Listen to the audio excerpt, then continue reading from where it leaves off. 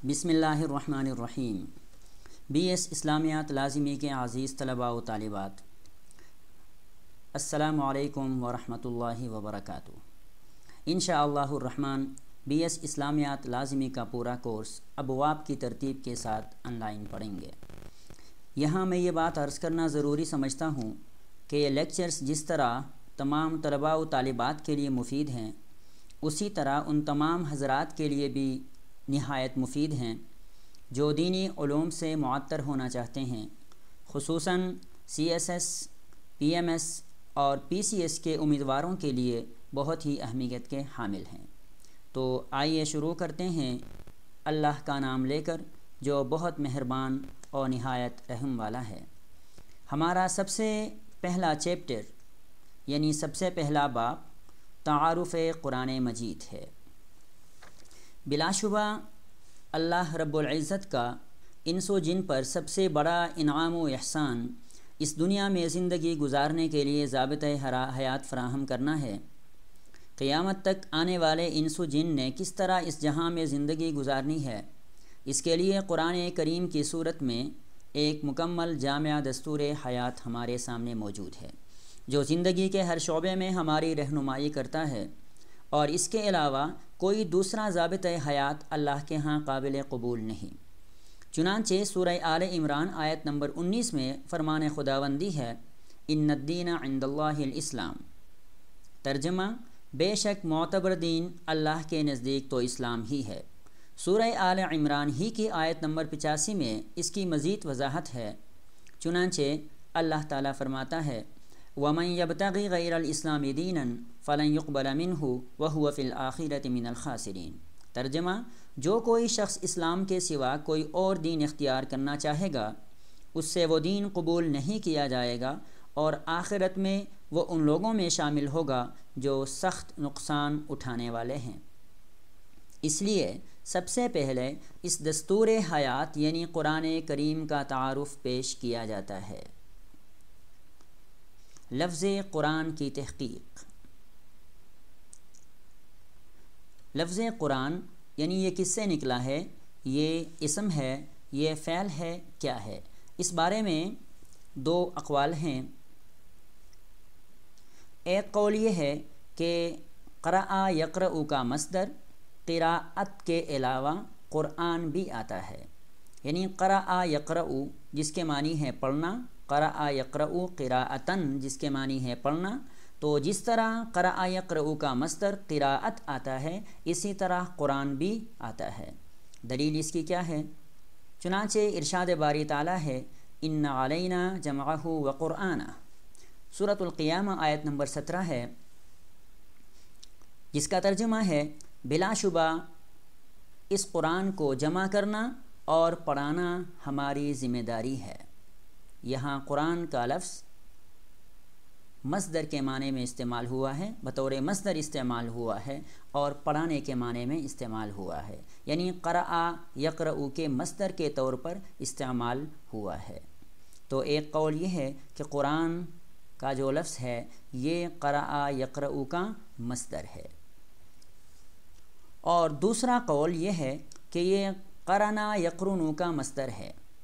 قرنا یقرن کا مصدر ہے قرنن کی طرح، یعنی جس طرح قرنن قرنا یقرن کا مصدر ہے، اسی طرح قرآن بھی قرنا یقرن کا مصدر ہے، اور جس کے معنی کیا ہیں؟ ملانا۔ قرنا یقرن قرنن کے معنی ہے ملانا۔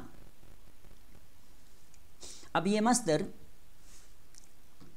خواہ قرأ یقرأ کا مصدر ہو یا یہ قرنا یقرن کا مصدر ہو، بہر کیف لفظ قرآن جس سے بھی ماخوذ ہو، یہ مصدر بمعنی اسم مفعول ہے، یعنی مصدر اسم مفعول کے معنی میں استعمال ہوا ہے۔ عربی گرامر میں کبھی کبھار مصدر کو مفعول کے معنی میں استعمال کرتے ہیں۔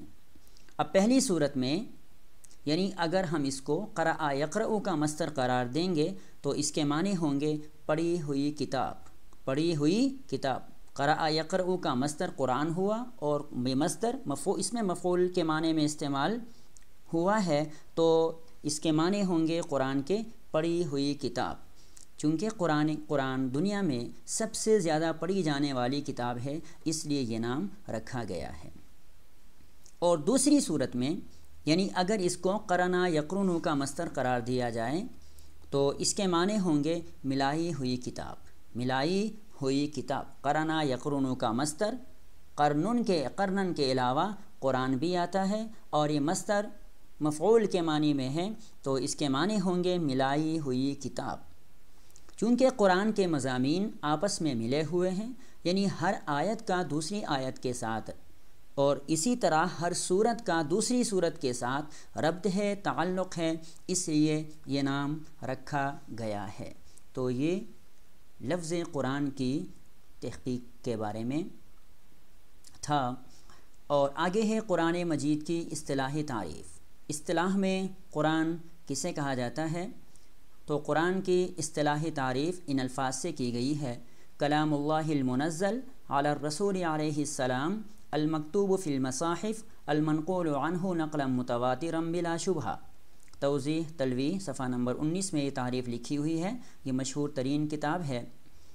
تو کلام اللہ المنزل علی الرسول علیہ السلام، المکتوب فی المصاحف، المنقول عنہ نقلا متواترا بلا شبہ۔ اس کا اردو ترجمہ کیا ہے؟ اللہ کا کلام جو رسول اللہ صلی اللہ علیہ وسلم پر نازل کیا گیا، مصاحف میں لکھا گیا، آپ صلی اللہ علیہ وسلم سے تواتر کے ساتھ بغیر کسی شک و شبہ کے نقل کیا گیا ہے۔ تو یہ قرآن کریم کی اصطلاحی تعریف ہے۔ اب یہ تعریف کے جو الفاظ ہیں ان کو ذرا دیکھ لیتے ہیں۔ المکتوب فی المصاحف، سب سے پہلا ہے المکتوب المنزل علی الرسول، المنزل علی الرسول یعنی رسول اللہ صلی اللہ علیہ وسلم پر نازل کیا گیا ہے، یعنی اللہ تعالیٰ کی طرف سے رسول اللہ صلی اللہ علیہ وسلم پر نازل کیا گیا ہے۔ اس سے دیگر آسمانی جو کتب ہیں، کتب سماویہ جو ہیں دیگر، وہ تمام اس تعریف سے کیا ہو گئیں؟ خارج ہو گئیں۔ اور دوسرے الفاظ ہیں تعریف کے: المکتوب فی المصاحف، مصاحف جمع ہے مصحف کی، مصاحف مصحف کی جمع ہے، اور مصحف کے معنی ہے مجلد کتاب، مجلد کتاب۔ مصاحف میں لکھا ہونا اگرچہ قرآن کی ماہیت میں داخل نہیں ہے، البتہ چونکہ ہم تک مجلد کتاب کی شکل میں پہنچا ہے قرآن کریم، اس لیے گویا یہ امر واقع کا بیان ہے، یعنی المکتوب فی المصاحف ہونا، مصاحف میں لکھا ہوا ہونا قرآن کی ماہیت میں داخل نہیں ہے۔ اور آگے تیسرا جملہ ہے المنقول عنہ نقلا متواترا بلا شبہ، یعنی تواتر کے ساتھ بغیر کسی شک و شبہ کے آپ صلی اللہ علیہ وسلم سے نقل کیا گیا ہے۔ یہ بھی امر واقع کا بیان ہے، یعنی جو قرآن آج ہمارے سامنے موجود ہے، خواہ کاغذ میں لکھا ہوا ہونے کی صورت میں یا حفاظ کے سینوں میں محفوظ ہونے کی صورت میں، یہ بغیر کسی شک و شبہ کے اور بغیر کسی تحریف و تغیر کے نقل متواتر کے ساتھ ہم تک پہنچا ہے۔ تو یہ قرآن کریم کی اصطلاحی تعریف تھی۔ قرآن مجید کے دیگر نام۔ بعض علماء کرام نے قرآن کریم کے 55 نام شمار کیے ہیں، جبکہ بعضی دوسرے حضرات نے تقریباً 90 سے بھی زیادہ نام بتلائے ہیں، لیکن حقیقت یہ ہے کہ انہوں نے قرآن کریم کی صفات، مجید ہے، کریم ہے وغیرہ کو انہوں نے نام قرار دیا ہے۔ تو صحیح قول یہ ہے کہ قرآن مجید کے کل 5 نام ہیں، جنہیں خود قرآن کریم نے اپنے لیے بطور اسم علم کے استعمال کیا ہے۔ اسم علم کے استعمال کرنے کا مطلب یہ ہے کہ ان ناموں کو قرآن کریم نے اپنے علاوہ کسی اور کے لیے استعمال نہیں کیا ہے۔ تو یہ کل 5 نام ہیں جو اسکرین پہ ہمیں نظر آ رہے ہیں۔ پہلا نام ہے القرآن، اس کے معنی ہیں پڑھی ہوئی کتاب، اور دوسرا نام ہے الفرقان، یعنی حق و باطل میں فرق کرنے والا، اور تیسرا ہے الذکر، جس کے معنی ہے نصیحت، اور چوتھا ہے الکتاب، جس کے معنی ہے لکھی ہوئی، اور پانچواں ہے التنزیل، جس کے معنی ہے تھوڑا تھوڑا کر کے نازل کی ہوئی کتاب۔ इनमें से भी ज़्यादा मशहूर जो नाम है वो अल-कुरान है, जो कुरान मजीद में तकरीबन 65 मकामात पर इस्तेमाल हुआ है।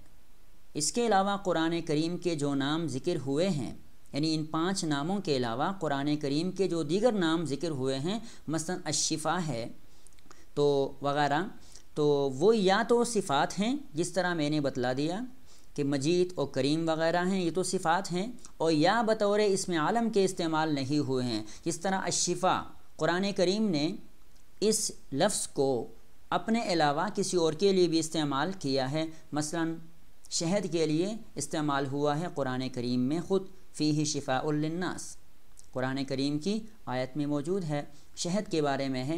तो शिफ़ा जो है कुरान करीम का अगरचे नाम है, लेकिन ये इसमें आलम नहीं है, इसमें आलम सिर्फ़ ये 5 हैं। तो ये कुरान करीम के नाम थे।